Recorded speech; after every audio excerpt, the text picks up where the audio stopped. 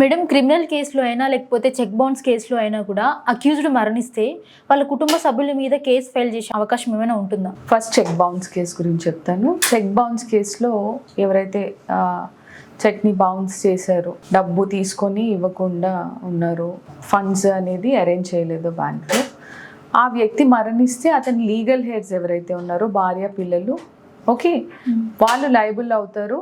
ఈ డబ్బు వాళ్ళు రీపే చేయాలి డెఫినెట్గా. ఓకే ఓకే లీగల్ హెడ్స్ని అట్రాక్ట్ చేస్తుంది. అదే క్రిమినల్ కేసెస్కి వచ్చింది అనుకోండి, ఇప్పుడు లెటర్సే మీరే ఏదైనా తప్పు చేశారు, క్రిమినల్ అఫెన్స్ చేశారు, ఎవరైనా కొట్టారు లేదా చంపేశారు అనుకుందాం.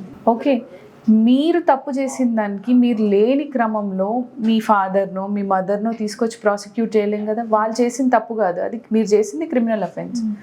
సో క్రిమినల్ కేసెస్లో అలా లీగల్ హెడ్స్ని అట్రాక్ట్ చేయడము, వాళ్ళ పిల్లల మీద కేసులు వేయడము అనేది ఉండదు.